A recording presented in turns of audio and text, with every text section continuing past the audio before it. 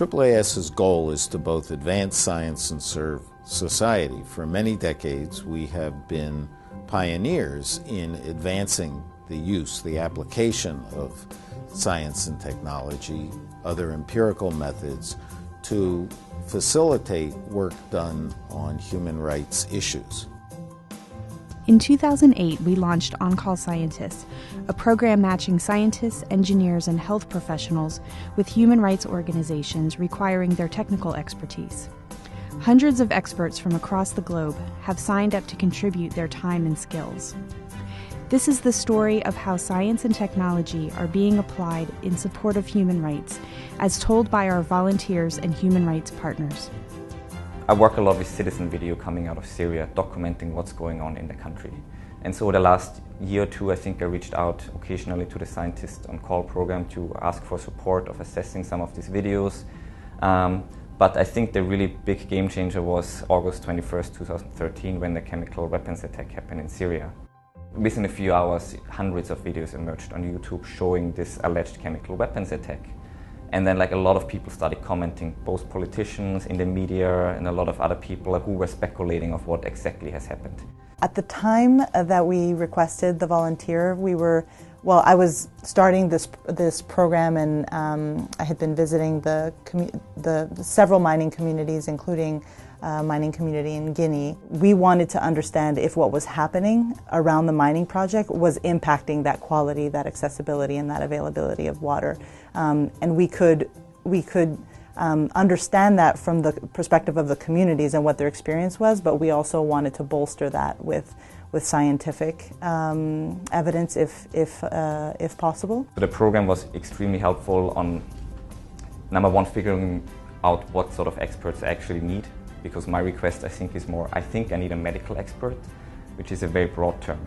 But then, the program helped me to figure out, actually, why don't you go to this expert who is not only a medical expert, but actually the expertise is specifically on, exposure of people to chemical agents. I think what was extremely helpful for us was that we actually had two experts available that independently looked at each other. So they didn't talk to each other. So we got two expert opinions that came back with the same conclusion. Mark came out to Guinea with us, traveled to a very remote location. He spent several days with us in the community, and we visited various sites that communities were concerned about.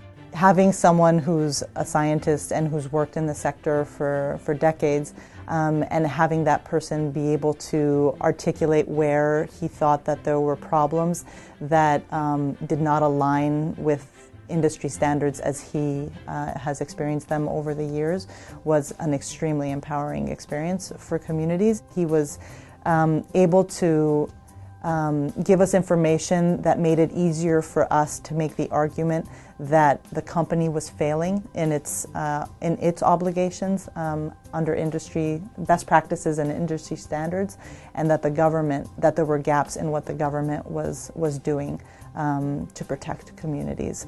He didn't make those assertions, but the information he gave us helped us to make those conclusions. It really allowed us to look a little bit through the fog of war, I would say, to really figure out what exactly happened on the ground and talk about the human rights issues versus talking about the political implications. One of the things that I have told human rights organizations when I've worked with them, that it's without the data, you're just a person with an opinion. So I'm particularly interested in providing data for human rights organizations or development organizations, other people who need something to back up what their opinion is about where help's needed. Where I've come in is helping with kind of assessing the community of practice around structural discrimination across social science disciplines, seeing what commonalities there are, what differences there are in definitions in particular, trying to map that onto legal definitions, and then applying that to gender-based violence around the world, but primarily in Southeast Asia. I felt like I had a very unique lens and that I had something to contribute, so I pursued the opportunity. I would argue that scientists, social or hard or natural, whatever you want to call them, probably we share that process type thinking, or analytical thinking that is extremely beneficial in other domains.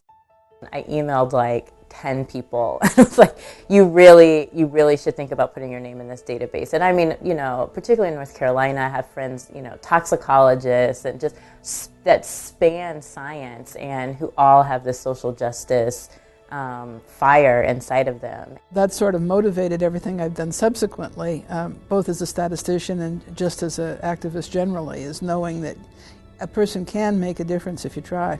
Wrap your head around what it is that you know, and make sure you know what you know. Communicate what you don't know.